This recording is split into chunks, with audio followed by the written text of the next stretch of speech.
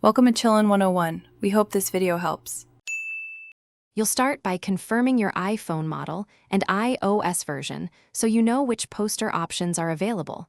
Once done, open Photos and find the image or live photo you want. You should duplicate the file if you might need the original later, because edits can be permanent. Tap the share icon to export or send a copy. Make sure the photo is high resolution. Posters need sharp images.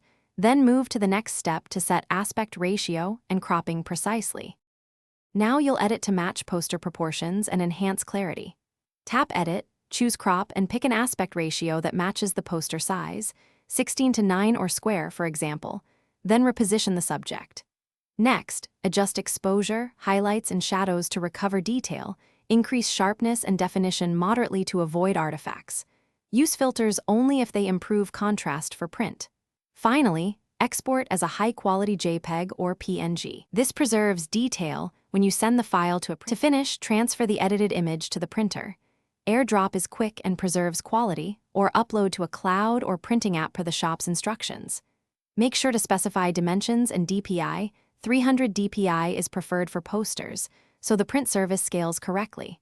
Once ordered, preview the proof and approve. If colors look off, ask for an sRGB export or a color proof. This often fixes shifts between your screen and the printer. If the file won't upload, compress to a high-quality JPEG or contact support. Thanks for watching. Consider subscribing if we helped you.